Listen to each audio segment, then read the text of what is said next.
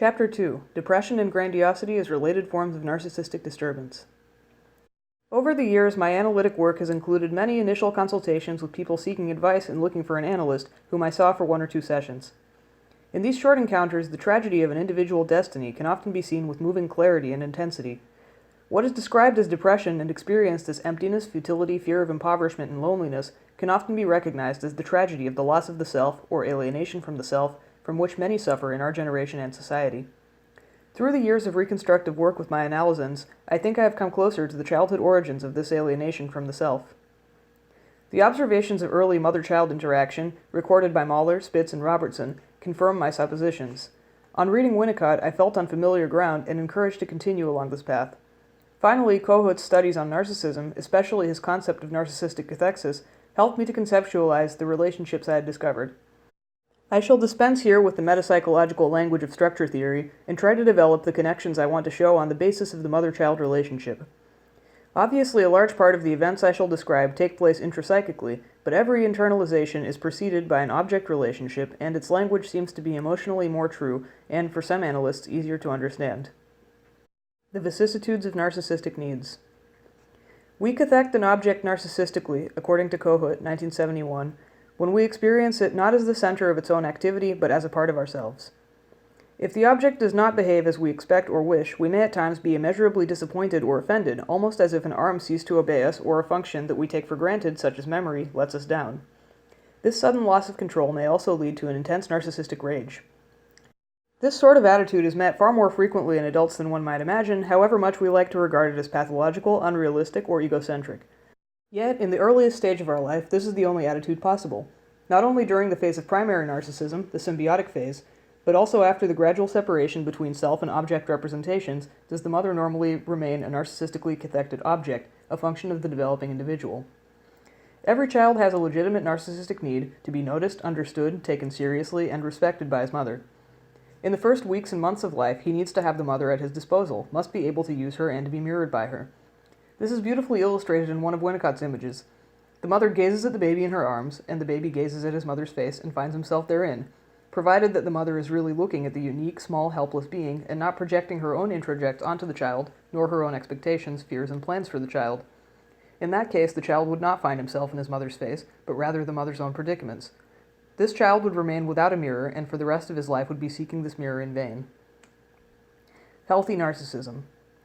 If a child is lucky enough to grow up with a mirroring mother, who allows herself to be cathected narcissistically, who is at the child's disposal, that is, a mother who allows herself to be made use of as a function of the child's narcissistic development, as Mahler in 1968 says, then a healthy self-feeling can gradually develop in the growing child.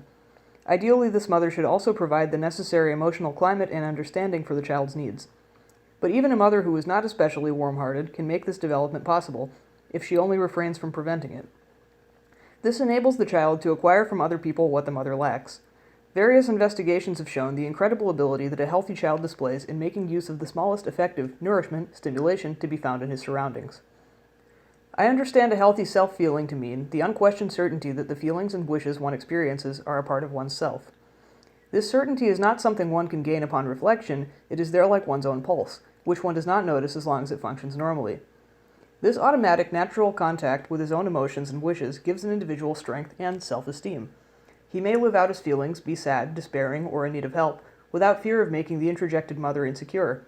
He can allow himself to be afraid when he is threatened, or angry when his wishes are not fulfilled.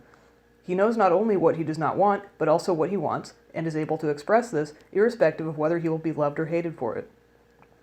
I will now enumerate some characteristics of a successful narcissistic development, but would like to make it clear that here, as also later on, I'm describing constructions of phenomena that are only approximated in reality. Instead of healthy narcissism, it would also be possible to speak of inner freedom and vitality. Aggressive impulses could be neutralized because they did not upset the confidence and self-esteem of the parents. Strivings towards autonomy were not experienced as an attack.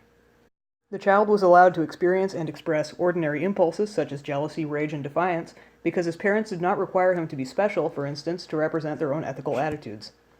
There was no need to please anybody, under optimal conditions, and the child could develop and exhibit whatever was active in him during each developmental phase. He could use his parents because they were independent of him. These preconditions enabled him to separate successfully self and object representations. Because the child was able to display ambivalent feelings, he could learn to regard both his self and the object as both good and bad, and did not need to split off the good from the bad object. Object love was made possible because the parents also loved the child as a separate object. Provided there were phase-appropriate and non-traumatic frustrations, the child was able to integrate his narcissistic needs and did not have to resort to repression or splitting. This integration made their transformation possible, as well as the development of a drive-regulating matrix based on the child's own trial-and-error experiences. Narcissistic disturbance.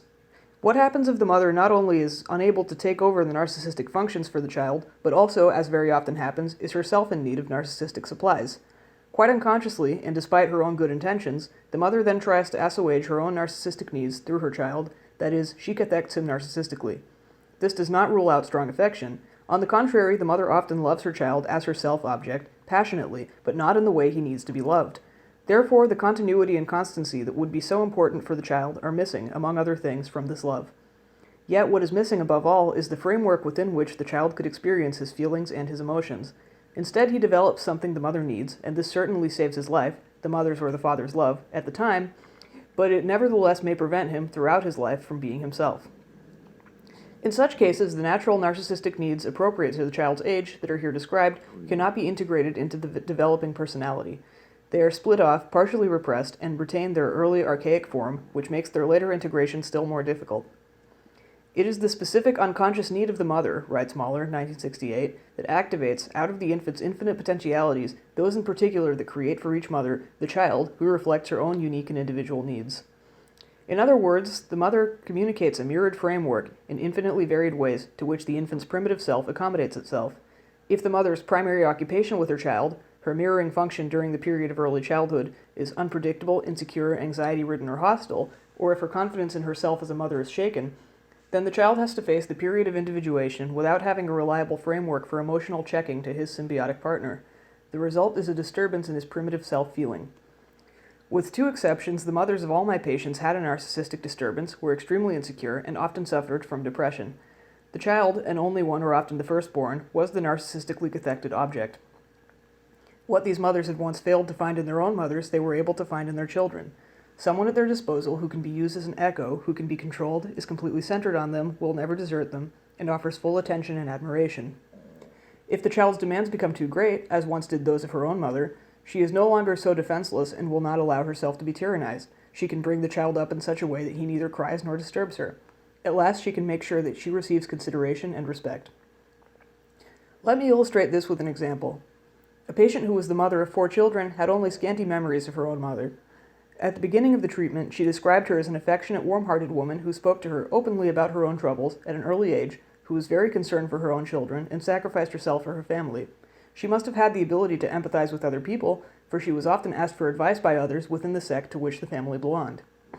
The patient reported that her mother had always been especially proud of her. The mother was now old and an invalid, and the patient was very concerned about her health. She often dreamed that something had happened to her mother and woke up with great anxiety. During the further course of the analysis, and as a consequence of the emotions that arose in the transference, this picture of her mother changed. Above all, when the period of toilet training entered the analysis, she experienced her mother in me as domineering, demanding, controlling, manipulative, bad, cold, stupid, petty, obsessional, touchy, easily offended, overwrought, false, and hard to please. Even if this picture contained the projection of her long, dammed-up anger, many childhood memories of her mother did in fact include these characteristics. It was only in the course of the analysis, during which she reenacted a great deal from her childhood, that this patient could discover what her mother was really like, through observing her own relationship to her children. Toward the end, she felt that when her mother had felt insecure in relation to her, she had in fact often been cold and had treated her badly.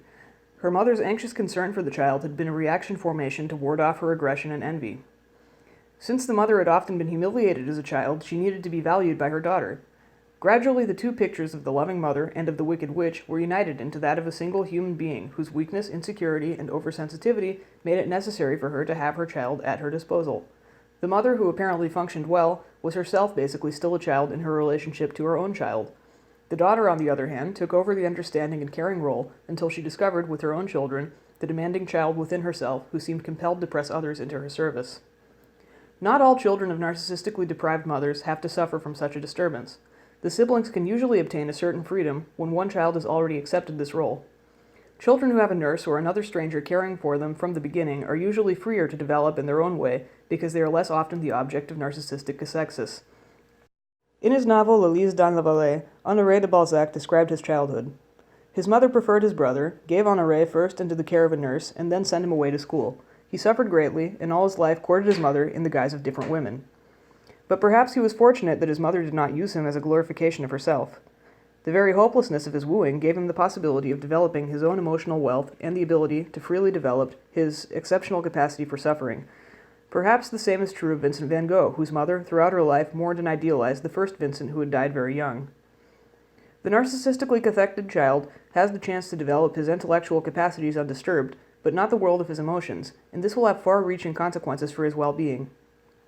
Now his intellect will assume a supportive function of enormous value in strengthening his defense mechanism, but hidden behind that, his narcissistic disturbance may grow deeper. We may in fact find various mixtures and nuances of narcissistic disturbances. For the sake of clarity, I shall try to describe two extreme forms of which I consider one to be the reverse of the other, grandiosity and depression. Behind manifest grandiosity, there constantly lurks depression, and behind a depressive mood there often hide unconscious, or conscious but split off, fantasies of grandiosity. In fact, grandiosity is the defense against depression, and depression is the defense against the deep pain over the loss of the self. Grandiosity. The person who is grandiose is admired everywhere and needs this admiration. Indeed, he cannot live without it. He must excel brilliantly in everything he undertakes, which he surely is capable of doing, otherwise he just does not attempt it. He, too, admires himself for his qualities, his beauty, cleverness, talents, and for his success and achievements. Woe betide if one of these fails him, for then the catastrophe of a severe depression is imminent. It is usually considered normal that sick or aged people who have suffered the loss of much of their health and vitality, or for example, women at the time of the menopause, should become depressive.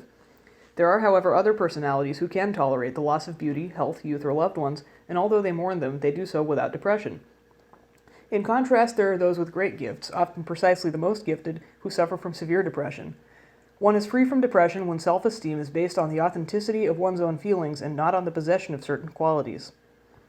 The collapse of the self-esteem in a grandiose person will show clearly how precariously that self-esteem had been hanging in the air, hanging from a balloon, a female patient once dreamed. That balloon flew up very high in a good wind, but then suddenly got a hole and soon lay like a little rag on the ground, for nothing genuine that could have given strength and support later on had even been developed. The grandiose person's partners, including sexual partners, are also narcissistically cathected. Others are there to admire him, and he himself is constantly occupied, body and soul, with gaining that admiration. This is how his torturing dependence shows itself. The childhood trauma is repeated. He is always the child whom his mother admires, but at the same time he senses that so long as it is his qualities that are being admired, he is not loved for the person he really is at any given time. In the parents' feelings, dangerously close to pride in their child, shame is concealed, lest he should fail to fulfill their expectations. In a field study conducted at Chestnut Lodge, Maryland, in 1954, the family backgrounds of 12 patients suffering from manic depressive psychoses were examined. The results strongly confirmed the conclusions I've reached, by other means, about the etiology of depression, and, I believe, of narcissistic disturbances as a whole. All of the patients came from families who were socially isolated and felt themselves to be too little respected in their neighborhood. They therefore made special efforts to increase their prestige with their neighbors through conformity and outstanding achievements. The child who later became ill had been assigned a special role in this effort. He was supposed to guarantee the family honor and was loved only in proportion to the degree to which he was able to fulfill the demands of the family ideal by means of his special abilities, talents, his beauty, etc. If he failed, he was punished by being cold-shouldered or thrown out of the family group, and by the knowledge that he had brought great shame on his people. I have found a similar social isolation in the families of my patients, but saw this as the result rather than the cause of the parents' narcissistic disturbance. It is thus impossible for the grandiose person to cut the tragic link between admiration and love. In his compulsion to repeat, he seeks insatiably for admiration, of which he never gets enough, because admiration is not the same thing as love. It is only a substitute gratification of the primary needs for respect, understanding, and being taken seriously, needs that have remained unconscious.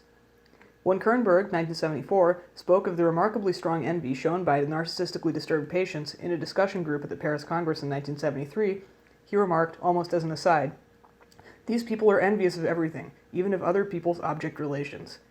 Do we not have to assume that it is precisely there that the unconscious roots of their excessive envy are to be found? A patient once spoke of the feeling of always having to walk on stilts. Is somebody who always has to walk on stilts not bound to be constantly envious of those who can walk on their own legs, even if they seem to him to be smaller and more ordinary than he is himself? And is he not bound to carry pent-up rage within himself against those who have made him afraid to walk without stilts? Thus, envy of other things can come about as the result of the defense mechanism of displacement.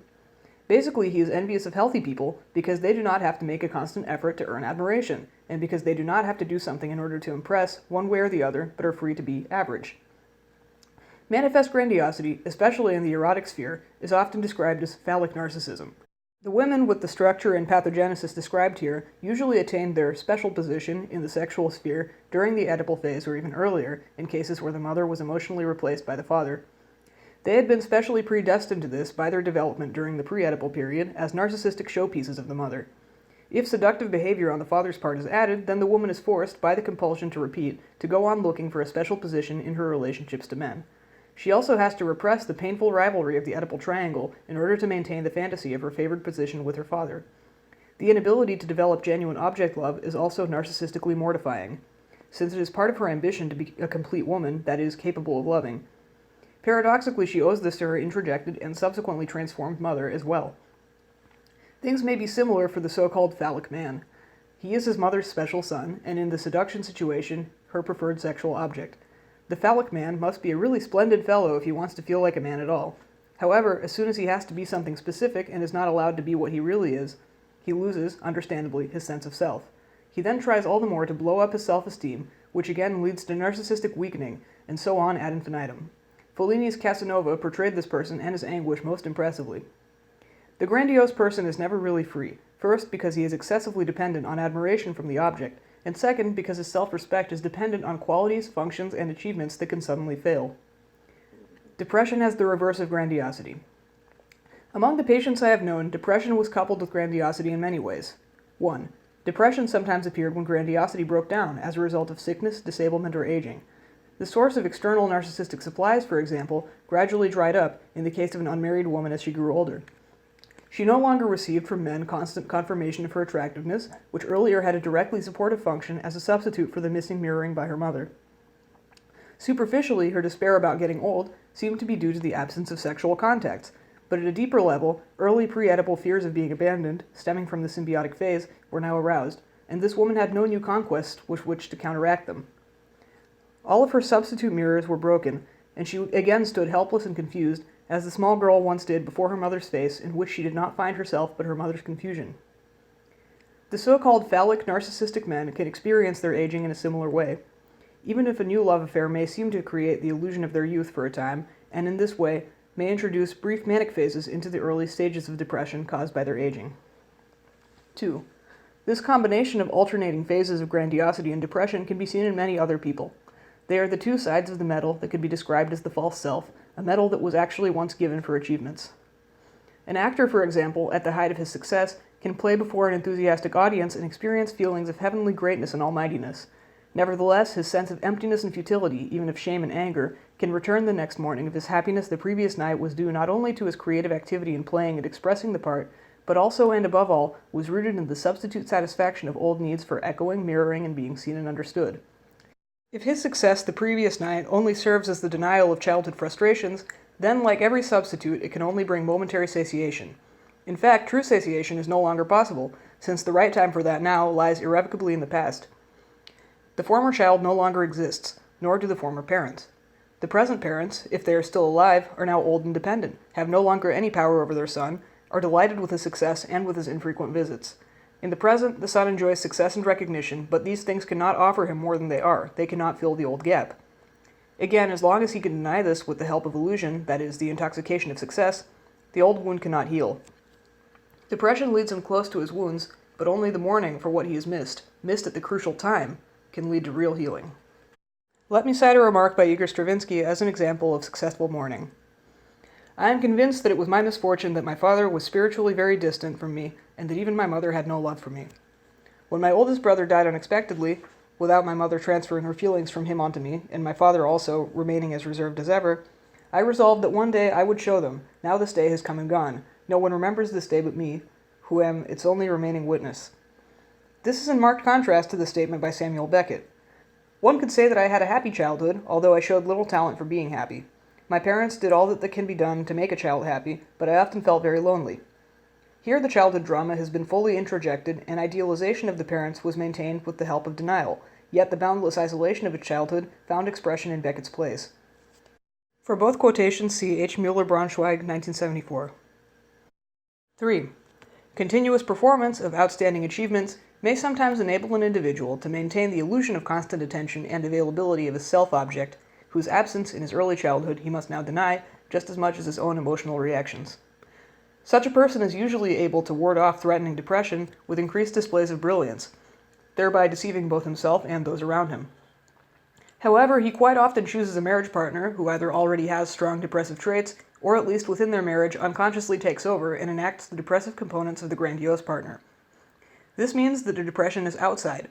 The grandiose one can look after his poor partner, protect him like a child, feel himself to be strong and indispensable, and thus gain another supporting pillar for the building of his own personality, which actually has no secure foundations and is dependent on the supporting pillars of success, achievement, strength, and above all, of denying the emotional world of his childhood. 4. Finally, depression can be experienced as a constant and overt dejection that appears to be unrelated to grandiosity. However, the repressed or split-off fantasies of grandiosity of the depressive are easily discovered, for example, in his moral masochism. He has especially severe standards that apply only to himself. In other people he accepts without question thoughts and actions that in himself he would consider mean or bad when measured against his high ego ideal. Others are allowed to be ordinary, but that he can never be. Although the outward picture of depression is quite the opposite of that of grandiosity, and has a quality that expresses the tragedy of the loss of self to a great extent, they have the same roots in the narcissistic disturbance. Both are indications of an inner prison, because the grandiose and the depressive individuals are compelled to fulfill the introjected mother's expectations. Whereas the grandiose person is her successful child, the depressive sees himself as a failure. They have many points in common: a false self that has led to the loss of the potential true self, a fragility of self-esteem that is based on the possibility of realizing the false self because of lack of confidence in one's own feelings and wishes, perfectionism, a very high ego ideal, denial of the rejected feelings, the missing of a shadow in the reflected image of Narcissus, a preponderance of narcissistic cathexis of objects, an enormous fear of loss of love and therefore a great readiness to conform, envy of the healthy, strong aggression that is split off and therefore not neutralized, oversensitivity, a readiness to feel shame and guilt, and restlessness. Thus, depression can be understood as a sign of the loss of the self and consists of a denial of one's own emotional reactions and feelings. This denial begins in the service of an absolutely essential adaptation during childhood to avoid losing the object's love. Subsequently, it continues under the influence of the introjects. For this reason, depression indicates a very early disturbance. Right at the beginning, in infancy, such persons have suffered from a deficiency in certain affective areas that are necessary for stable self-confidence. From the reconstructions available through analyses, I have gained the impression that there are children who have not been free to experience the very earliest feelings, such as discontent, anger, rage, pain, even hunger, and of course, enjoyment of their own bodies. Discontent and anger had aroused uncertainty in the mother over her maternal role. Pain had made her anxious. Her children's enjoyment of their bodies sometimes aroused her envy, sometimes her shame about what other people would think, or it disturbed the mother's reaction formations. Thus, under certain circumstances, a child may learn very early that he is not allowed to feel, lest he run the risk of losing his mother's love. A patient in her 4th year of analysis came to a session several weeks after the birth of her 3rd child and told me how free and alive she felt with this baby, quite in contrast to the way she had felt with the 2 earlier ones. With them, she had constantly felt that excessive demands were being made upon her, that she was a prisoner, and that the baby was taking advantage of and exploiting her. Thus she rebelled against his justified demands and at the same time felt that this was very bad of her, as in depression she was separated from her true self. She thought these earlier reactions might have been rebellion against her mother's demands, for this time she was experiencing nothing of this sort. The love she had then struggled to feel now came of its own accord. She could enjoy her unity with this child and with herself. Then she spoke of her mother in the following words: "I was the jewel in my mother's crown. She often said, 'Maya can be relied upon, she will cope.' And I did cope. I brought up the smaller children for her so that she could get on with her professional career. She became more and more famous, but I never saw her happy. How often I longed for her in the evenings. The little ones cried and I comforted them, but I myself never cried. Who would have wanted a crying child? I could only win my mother's love if I was competent, understanding, and controlled, if I never questioned her actions nor showed her how much I missed her. That would have limited her freedom, which she needed so much. It would have turned her against me. At that time, nobody ever would have thought that this quiet, competent, useful Maya could be so lonely and have suffered so much. What could I do but be proud of my mother and help her? The deeper the hole in my mother's heart was, the bigger the jewels in her crown needed to be. My poor mother needed these jewels because at the bottom, all her activity served only to suppress something in herself, perhaps a longing. I don't know. Perhaps she would have discovered it if she had been fortunate enough to be a mother in more than a biological sense. It is not her fault. She tried so hard, but she had not been given the gift. And how all of this repeated itself with Peter. How many empty hours my child had to spend with the maids so that I could get my diploma, which only took me further away from him and from myself. How often I deserted him without seeing what I was doing to him because I had never been able to experience my own sense of being deserted. Only now do I begin to realize what motherhood without crown or jewels or a halo can be like.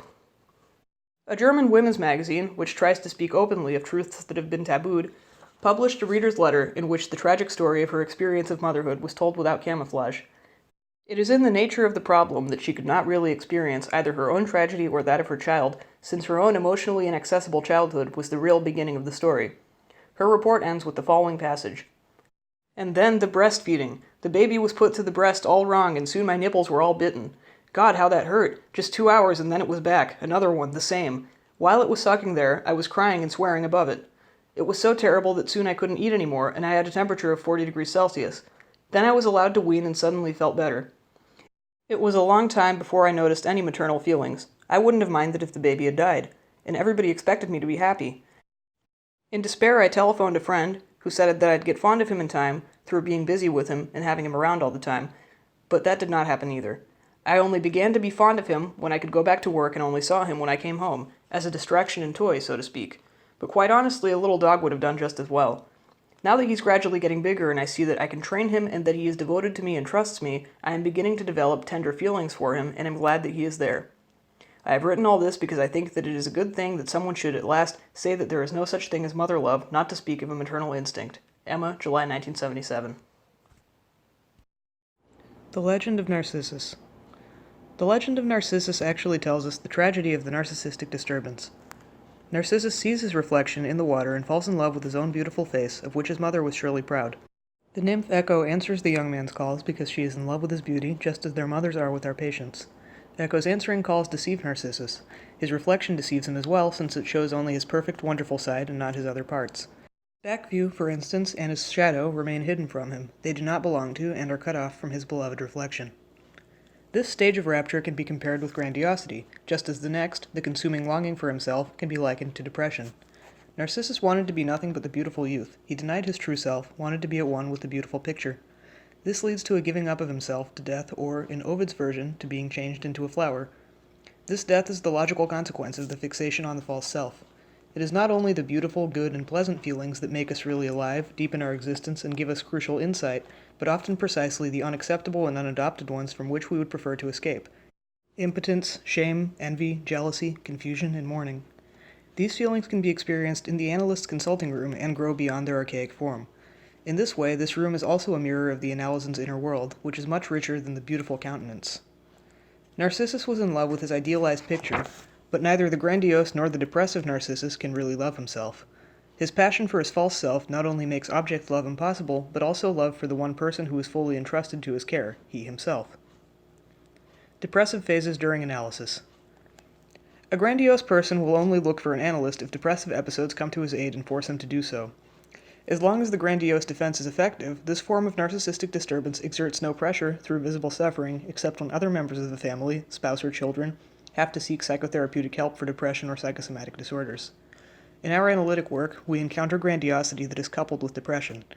On the other hand, we see depression in almost all our patients, either in the form of a manifest illness or in distinct phases of depressive moods. These phases can have different functions. Signal function. Every analyst is familiar with sessions when the patient arrives complaining of depression and later leaves the consulting room in tears, but much relieved and free from depression.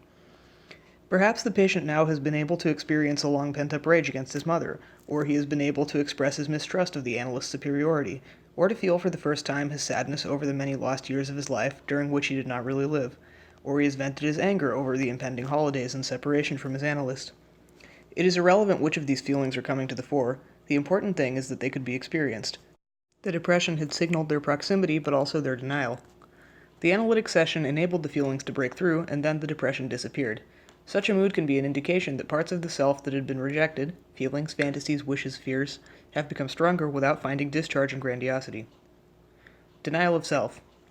Some patients, while feeling content and understood after having come close to the core of themselves in a session, will organize a party or something else equally unimportant to them at that moment, which will make them feel lonely and inadequate again.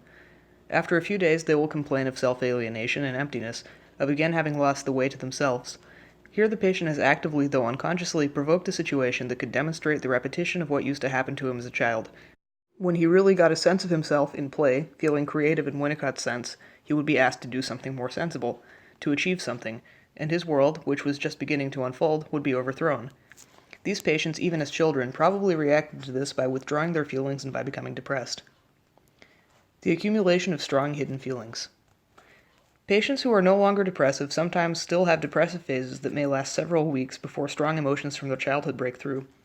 It is as though the depression has held back the effect. When it can be experienced, insight and associations related to the primary objects follow, often accompanied by significant dreams. The patient feels fully alive again until a new depressive phase signals something new. This may be expressed in the following fashion. I no longer have a feeling of myself. How could it happen that I should lose myself again? I have no connection with what is within me. It's all hopeless. It will never be any better. Everything is pointless. I'm longing for my former sense of being alive. An aggressive outbreak may follow, with reproaches against the analyst, and only after this outbreak will a new link become clear and a new vitality be felt. The struggle with the introjects. During an analysis, there will also be times of depressive moods, even after the patient has started to resist the demands of his introjects. He may, for example, resist their demands for achievement, although he has not yet fully freed himself from them. Then he lands again in the cul-de-sac of making pointlessly excessive demands upon himself, and he will only become aware of this when a depressive mood rises. This, for instance, may find expression in the following way. The day before yesterday I was so happy my work went easily, I was able to do more work for the exam than I had planned for the whole week. Then I thought I must take advantage of this good mood and do another chapter in the evening. I worked all evening but without any enthusiasm, and the next day I couldn't do any more. I felt like such an idiot, nothing stayed in my head. I didn't want to see anyone either. It felt like the depressions I used to have. Then I turned the pages back and found where it had begun. I had spoiled my pleasure as soon as I made myself do more and more. But why? Then I remembered how my mother used to say, "You've done that beautifully, now you could surely do this too." I got angry and left the books alone. Then, suddenly, I trusted myself to know when I was ready to work again. And of course I did, too. But the depression went away sooner, at the point when I realized I had once again exceeded my limits. The inner prison and analytic work. Everyone probably knows from his own experience about depressive moods. They may be expressed as well as hidden by psychosomatic suffering. It is easy to notice, if we pay attention, that they hit a person almost with regularity, whenever he suppresses an impulse or an unwanted emotion. And then at once such depressive moods will stifle all spontaneity. If an adult, for example, cannot experience mourning when he loses somebody dear to him, but tries to distract himself from his sadness, or if he suppresses and hides from himself his indignation over an idealized friend's behavior out of fear of losing his friendship, he must reckon with the probability of depression, unless his grandiose defense is constantly at his disposal. When he begins to pay attention to these connections in his analysis, he can benefit from his depression and use it to learn the truth about himself. A child does not yet have this possibility.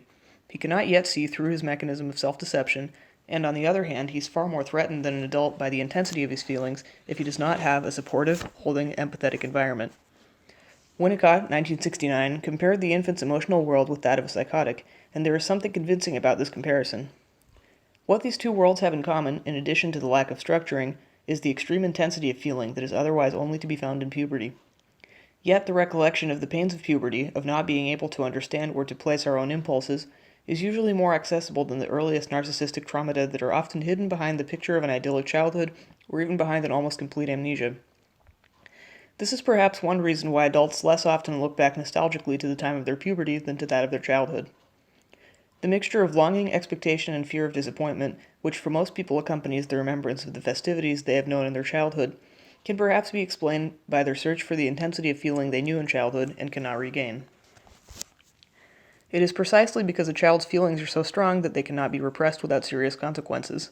The stronger a prisoner is, the thicker the prison walls have to be, which impede or completely prevent later emotional growth. Once a patient has experienced a few times in the course of his analysis that the breakthrough of intense early childhood feelings, characterized by the specific quality of non-comprehension, can relieve a long period of depression, this experience will bring about a gradual change in his way of approaching undesired feelings, above all those of pain. He discovers that he is no longer compelled to follow the former pattern of disappointment, suppression of pain, and depression, since he now has another possibility of dealing with disappointment, namely that of experiencing pain. In this way, he at least gains access to his earlier experiences, to the parts of himself and of his fate that were previously hidden from him. A patient in the closing phase of his analysis expressed it thus: "It was not the beautiful or pleasant feelings that gave me new insight, but the ones against which I had fought most strongly, feelings that made me experience myself as shabby, petty, mean, helpless, humiliated, demanding, resentful, or confused, and above all sad and lonely. It was precisely through these experiences, which I had shunned for so long, that I became certain that I now understand something about my life, stemming from the core of my being, something that I could not have learned from any book." This patient was describing the process of creative insight in psychoanalysis. Interpretations play an important part in this process. They can accompany it, support, hold, and encourage, but they can also disturb, hamper, and delay, or even prevent it, or reduce it to mere intellectual insight.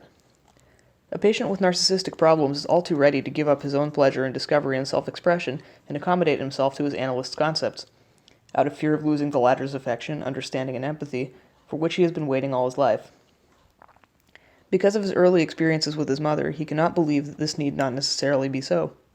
If he gives way to this fear and adapts himself, the analysis slides over into the sphere of the false self, and the true self remains hidden and undeveloped. It is therefore extremely important that the analyst does not cathect the patient narcissistically. That is, his own needs should not impel him to formulate connections that the patient himself is discovering with the help of his own feelings. Otherwise, he is in danger of behaving like a friend who brings some good food to a prisoner in his cell at the precise moment when that prisoner has the chance to escape, perhaps spending his first night without shelter and hungry, but nevertheless in freedom. Since this step into unknown territory requires a great deal of courage in the first instance, it can happen that the prisoner, comforting himself with his food and shelter, misses his chance and stays in prison. Recognizing the fragility of a creative process obviously does not mean that the analyst must adopt a mostly silent and hurtful attitude, but merely that he must exercise care in this respect. It is possible, for example, provided the analyst respects the analysand's need to discover things for himself, that his compulsion to repeat can be of good service to his creative self-discovery, especially if its indirect communications are understood. This will come about through producing a variety of new situations through which an old, unremembered situation can, for the first time, be consciously experienced in its full tragedy and then finally be mourned. It is part of the dialectic of the mourning process that such experiences both encourage and are dependent on self-discovery. Grandiosity is the counterpart of depression within the narcissistic disturbance. The patient can therefore be freed from his depression for a while if the psychotherapist knows how to let the patient share in his own grandeur. That is, when he can enable the patient to feel big and strong as a part of the idealized therapist. The narcissistic disturbance then appears in a different guise for a while, even though it still exists. The achievement of freedom from both forms of narcissistic disturbance and analysis is hardly possible without deeply felt mourning. This ability to mourn, that is, to give up the illusion of his happy childhood, can restore the depressive's vitality and creativity, and, if he comes to analysis at all, free the grandiose person from the exertions and dependence on a Sisyphean task. If a person is able during this long process to experience that he was never loved as a child for what he was, but for his achievements, success, and good qualities, and that he sacrificed his childhood for this love, this will shake him very deeply, but one day he will feel the desire to end this courtship. He will discover in himself a need to live according to his true self and no longer be forced to earn love, a love that at root still leaves him empty-handed since it is given to the false self, which he has begun to relinquish. The true opposite of depression is not gaiety or absence of pain, but vitality, the freedom to experience spontaneous feelings. It is part of the kaleidoscope of life that these feelings are not only cheerful, beautiful, and good, they can also display the whole scale of human experience, including envy, jealousy, rage, disgust, greed, despair, and mourning. But this freedom cannot be achieved if the childhood roots are cut off. For a person with narcissistic problems, access to the true self is thus only possible when he no longer has to be afraid of the intense psychotic emotional world of his early childhood. Once he has experienced this during the analytic process, it is no longer strange and threatening, and need no longer be hidden behind the prison walls of illusion. A good deal of advice for dealing with the depressive patient, for example, turning his aggression from the inner to the outer world, has a clearly manipulative character. S. Levin, in Some Suggestions for Treating the Depressed Patient, Psychoanalytic Quarterly, 1965, for instance, suggested that one should demonstrate to the patient that his hopelessness is not rational, or make him aware of his oversensitivity. I think that such procedures will only strengthen the false self and emotional conformity, will reinforce the depression too. If we want to avoid this, we must take all the patient's feelings seriously. It is precisely his oversensitivity, shame, and self-reproach, how often a depressive patient knows that he reacts oversensitively and how much he will reproach himself for it, which form a continuous thread throughout his analysis, even before we understand what these feelings really relate to. The more unrealistic such feelings are, and the less they fit present reality, the more clearly they show that they are concerned with unremembered situations from the past that are still to be discovered.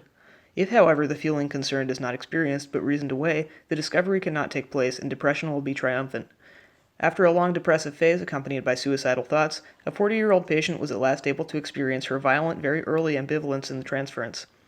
This was not immediately followed by visible relief, but by a period full of mourning and tears. At the end of this period, she said, "The world has not changed. There is so much evil and meanness all around me, and I see it even more clearly than before. Nevertheless, for the first time, I find life really worth living. Perhaps this is because for the first time I have the feeling that I am really living my own life. And this is an exciting adventure. On the other hand, I can understand my suicidal ideas better now, especially those I had in my youth. It seemed pointless to carry on because in a way I had always been living a life that wasn't mine, that I didn't want, and that I was ready to throw away." A social aspect of depression. One might ask whether adaptation must necessarily lead to depression. Is it not possible, and are there not examples, that emotionally conforming individuals may live quite happily? There are indeed such examples, and above all, there were more in the past, for depression is a disease of our time.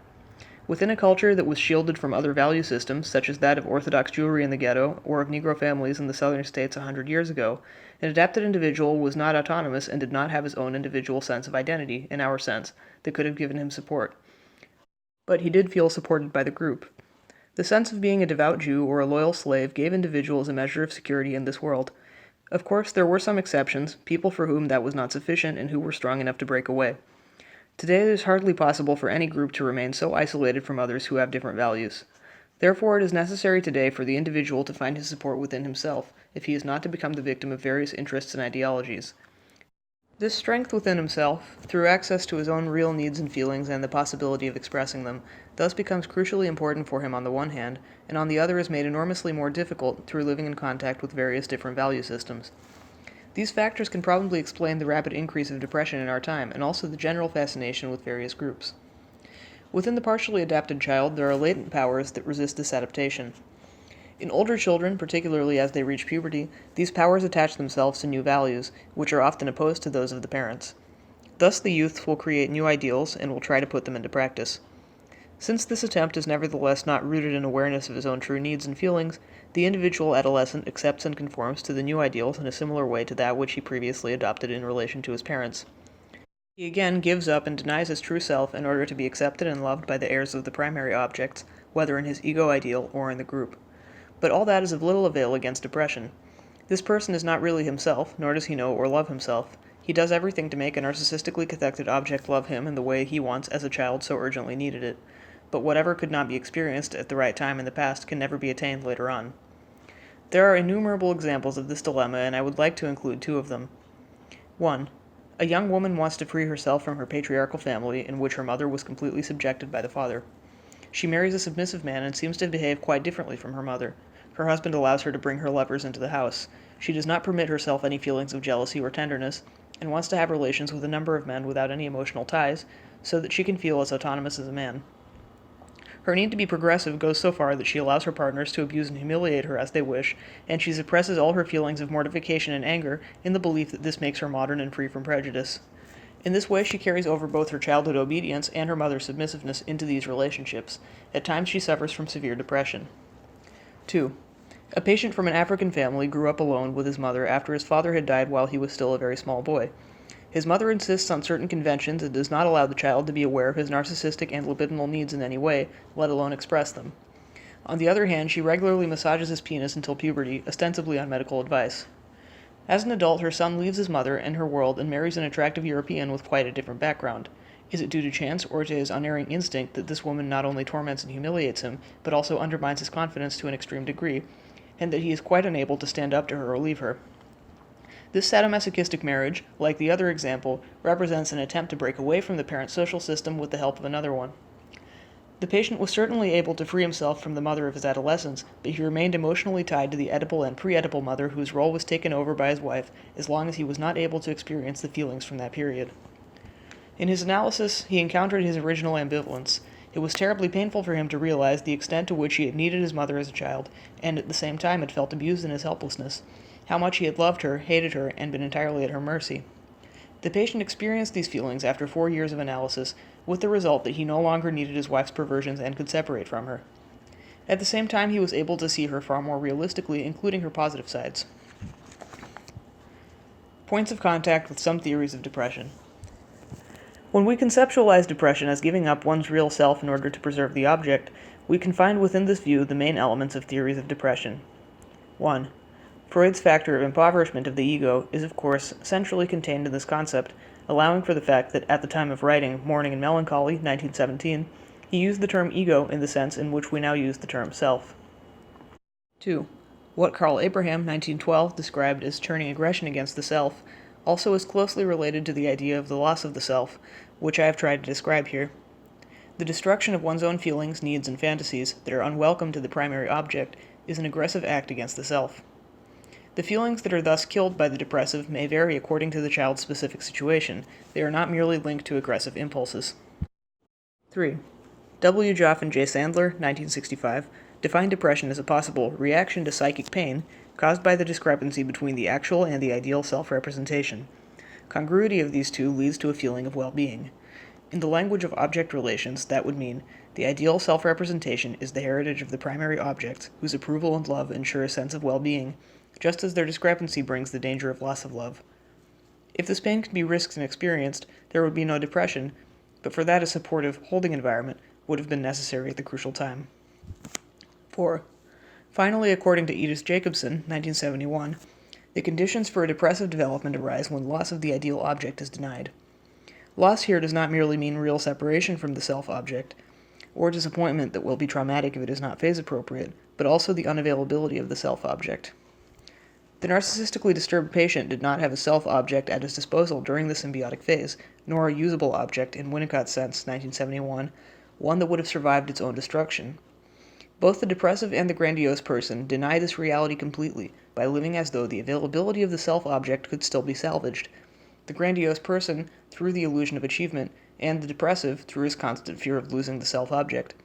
Neither of them can accept the truth that this loss or this unavailability has already happened in the past, and that no effort whatsoever can ever change this fact.